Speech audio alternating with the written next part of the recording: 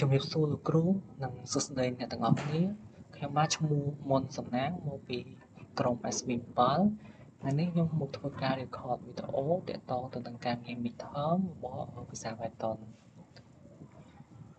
ចំពោះការងារ midterm ហ្នឹងខ្ញុំនឹងធ្វើការនិយាយទៅលើ8ចំណុចដែលទី1ទាក់ទងទៅនឹងunderstand what a function is ការយល់ដឹងតើអ្វីទៅគឺជា function តួយើងត្រូវដឹងថាយមនៃ function ជាអីសិន function គឺជាប្រព័ន្ធកូដដែលត្រូវបានរៀបចំឡើងដើម្បីបំពេញកិច្ចការងារមួយជាក់លាក់គោលបំណងធំបំផុតរបស់វាគឺយើងសរសេរវាមកដល់ដើម្បីហៅវាមកប្រើបានច្រើនដងចំណុចសំខាន់ដូចជា modular programming ការបែងចែកកម្មវិធីធំឲ្យទៅជាផ្នែកតូចងាយស្រួលគ្រប់គ្រង reusability កាត់បន្ថយការសរសេរកូដដដែលៗ isolation កូដនៅក្នុង function មិនដើរដោយឯងទេគឺថាតែយើងហៅវាយកមកប្រើយើងចូលទៅការចំណុចទី2តែម្ដងតើតើនៅចំណុចទី2នេះនិយាយអំពី create និង calling function នៅក្នុង Python ការបង្កើតនិងការប្រើប្រាស់ function ត្រូវបានបែងចែកជាពីរដំណាក់កាលទី1គឺការ define the function ចំពោះយើងចូលទៅមើលកូដជាក់ស្ដែងនេះតកតងទៅនឹង code function ដែលកន្លែងនេះយើងធ្វើការបង្កើត function មួយដែលយើងប្រើ keyword dash នេះដើម្បីធ្វើការជា keyword ដែលយើងសម្រាប់ធ្វើការបង្កើតនៅ function មួយហើយនេះវាជាឈ្មោះហើយយើងប្រើប្រាស់មុខកញ្ចក់ហើយយើងប្រើប្រាស់មុខកញ្ចក់នេះមានន័យថាមានឈ្មោះមានមុខកញ្ចក់ហើយនឹងមានសញ្ញាចុច2នេះហើយរួចបញ្ចប់ដោយសញ្ញាចុច2ហើយចំពោះនេះជាកូដនៅក្នុង function នេះគឺយើងត្រូវចុច tab វាមកមុខមួយ tab បើយើងអត់ចុច tab វាមកមួយ tab ទេវានឹងមានបញ្ហា error អញ្ចឹងចំពោះPython នៅក្នុង function តំណែង function ហ្នឹងគឺត្រូវចុច tab វាមកមួយ tab ហើយតកតងទៅនឹងការបង្កើត function ហ្នឹងគឺយើងអាចបង្កើតវាមកហើយប្រើប្រាស់វាបានភ្លាមអញ្ចឹងគឺយើងត្រូវតែហៅវាយកគឺយើងត្រូវតែហៅ function ហ្នឹងមកម្ដងទៀតទើបបានអាចយើងអាចយក function ហ្នឹងមកប្រើប្រាស់បាន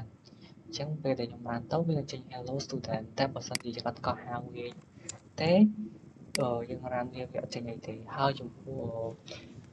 ថាដែលយើងធ្វើការបង្កើត function ហ្នឹងដើម្បីយើងអាចយក function ហ្នឹងអាចយកទៅហៅវាបានច្រើនដងអញ្ចឹងfunction ហ្នឹងខ្ញុំអាចហៅវាបានទៀតគឺខ្ញុំសរសេរវាតាមម្ដងទៅខ្ញុំអាចហៅវាយកមកប្រើទៅបានច្រើនដងពេលដែលខ្ញុំរ៉ានទៅខ្ញុំនឹងឃើញចេញ hello student ហ្នឹងមក2ដងអញ្ចឹងខ្ញុំធ្វើចំណុចបន្តទៀតទៅតទៅនឹងចំណុចទី3 parameter input ចំណុចបន្តនេះនិយាយអំពី parameter input parameter វាគឺជាវាប្រៀបបានដូចជា variable មួយដែលយើងបង្កើតវាទុកនៅក្នុងកញ្ចក់ពេលដែលយើងបង្កើត function ហើយមានតួនាទីរងចាំទទួលទិន្នន័យពីខាងក្រៅដើម្បីយកមកប្រើប្រាស់ក្នុងដំណើរការ function ចំពោះទិន្នន័យដែលយើងឲ្យវាថ្មីនេះយើងហៅវាថាជា argument អញ្ចឹងយើងអាច copy កូដហ្នឹងដើម្បីយកតែមើល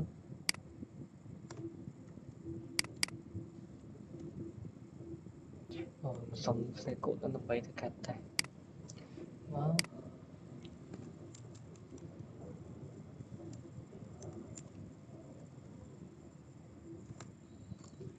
កសុំបង្កើត function grade 1ខ្ញុំមានឈ្មោះថា metadata ហើយខ្ញុំ print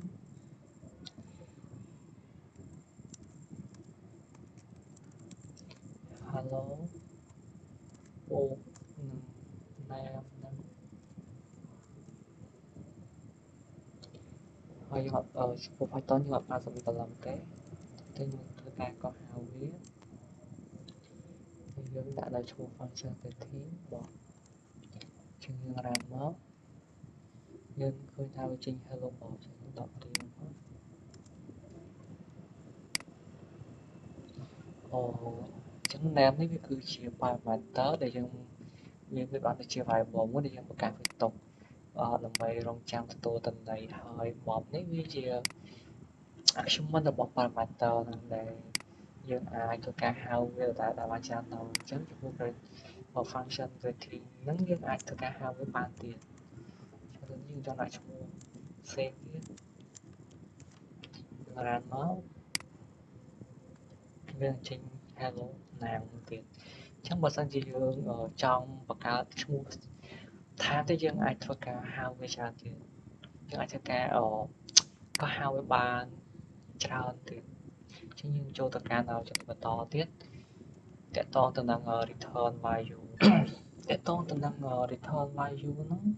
ឈ្មោះ keyword return ហ្នឹងយើងប្រើវាសម្រាប់បញ្ជូនលទ្ធផលចុងក្រោយចេញពីក្នុង function មកកាន់កន្លែងដែលយើងធ្វើការកោះហៅវាយកទៅប្រើ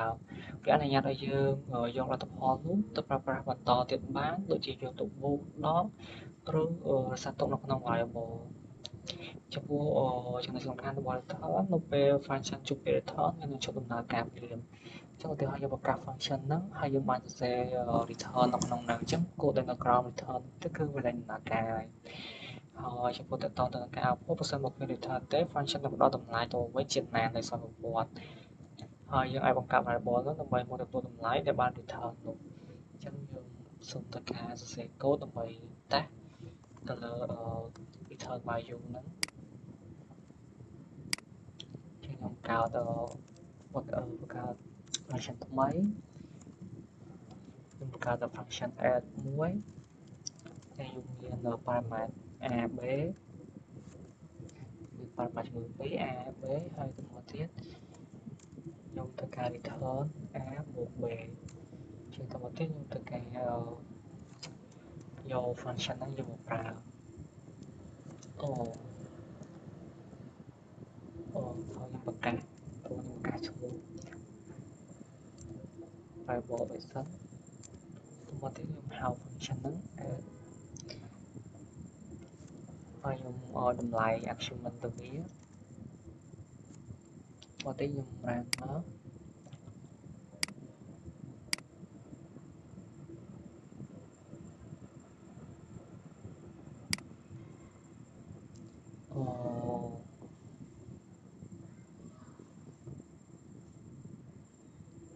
មកprint វាសិន result ទៅទៀត run បាន15អញ្ចឹងនេះខ្ញុំបង្កើត function មួយដែលមានឈ្មោះថា add ហើយមាន parameter ជាមួយ2 a និងb ទៅមកទៀតខ្ញុំ return តម្លៃហ្នឹងឲ្យវា a ហ្នឹងបូក b ហើយនេះខ្ញុំធ្វើការបង្កើត variable result មួយដើម្បីឲ្យចាប់ឲ្យប្រើប្រាស់នៅ function add ហ្នឹងហើយខ្ញុំបញ្ចូលតម្លៃ argument ទី1នេះវាជាតម្លៃរបស់ a ចំនួន10នេះហើយចំនួន5នេះវាជាតម្លៃ parameter ទី2 b នេះតោះទៅខ្ញុំ print តម្លៃ result ចេញមកវិញវានឹងធ្វើការបូកតម្លៃយក10ហ្នឹងបូក5ហ្នឹង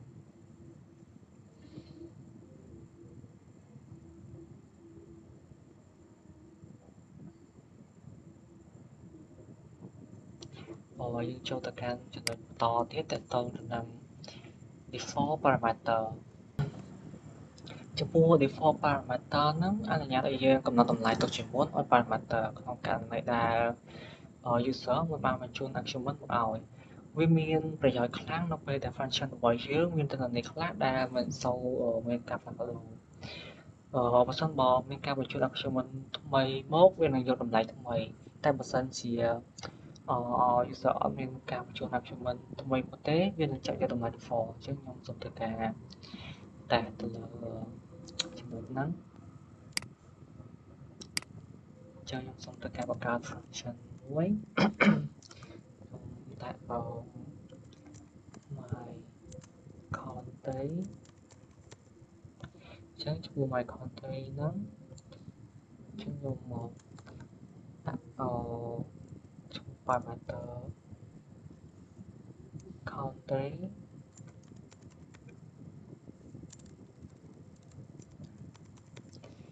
អញ្ចឹងខ្ញុំដាក់តម្លៃ default ឲ្យវាCambodia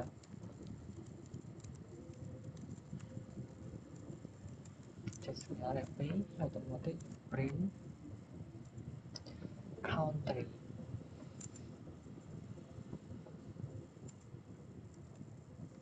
ហើយទៅមកទៀតខ្ញុំត្រូវការកោះហៅ my country អញ្ចឹងបើសិនជាគេអត់ទៅចូលតម្លៃអខ្ញុំធ្វើវាទេអញ្ចឹងពេលដែល run មកគឺវានឹងចេញ Cambodia តែបើសិនជាគេបញ្ចូលតម្លៃវាឧទាហរណ៍ថា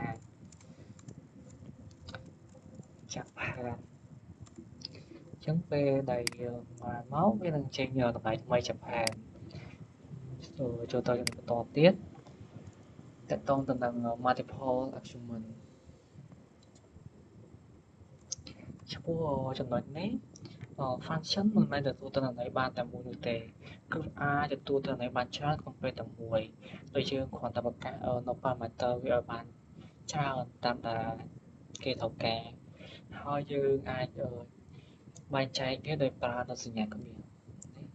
ចឹងយើងធ្វើការតេស្តមកខ្ញុំបង្កើត function មួយខ្ញុំដាក់ឈ្មោះថា student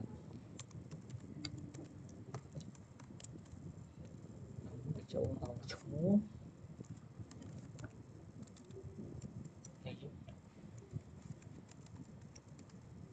នឹងកម្រិតទៅខ្ញុំដាក់ print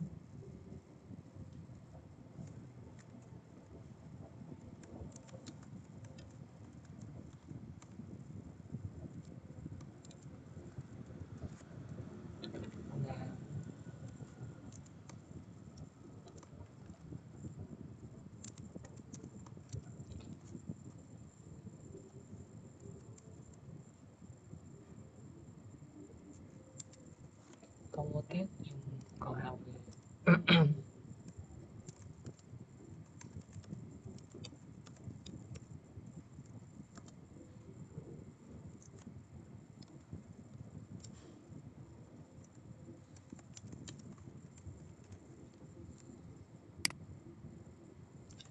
ឃើញថាវាសារចេញមកមាន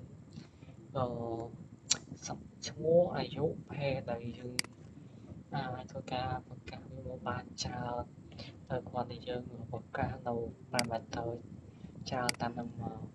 ចឹងចំណុចបន្តទៀតយើងចូលទៅកាន់នៅចំណុចទី7យកពី keyword achievement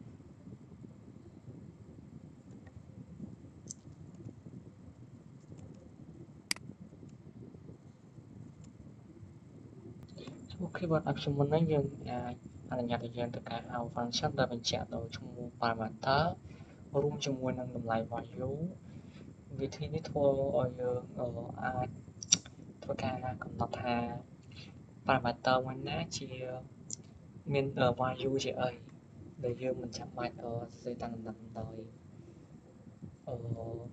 យើងធ្វើការតេស្តមក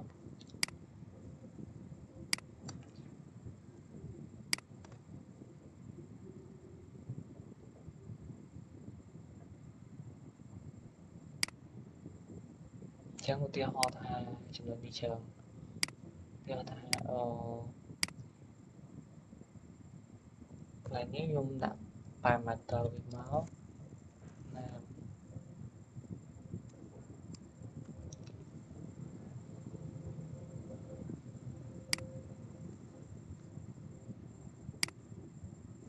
សំណាងក្រែ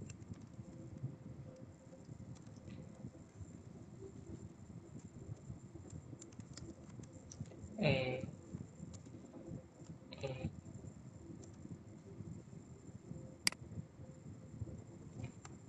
ចឹងនេះយើងអាចធ្វើការអត់ចាំបាច់ស្ដារលំដាប់លំដោយផល parameter ក្នុង function ដើមទេយើងអាចធ្វើការសរសេរក្រោយខុសគ្នាបានឬគ្រាន់តែយើងបញ្ជាក់parameter វានៅពីខាងមុខហ្នឹងចូលទៅកាន់ចំណុចបន្តទៀតលេខ8តកតងទៅនឹង arbitrary achievement ចំពោះចំណុចនេះយើងប្រើនៅពេលដែលយើងមិនដឹងនៅចំណុចច្បាស់លាស់នៃទិន្នន័យដែលត្រូវបញ្ចូលមកចំពោះ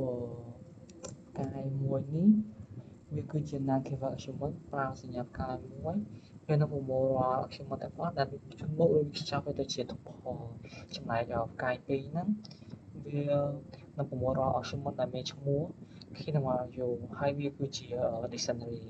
អញ្ចឹងដើម្បីយល់កាន់តែច្បាស់យើងការតេស្តទៅលើកូដហ្នឹងមក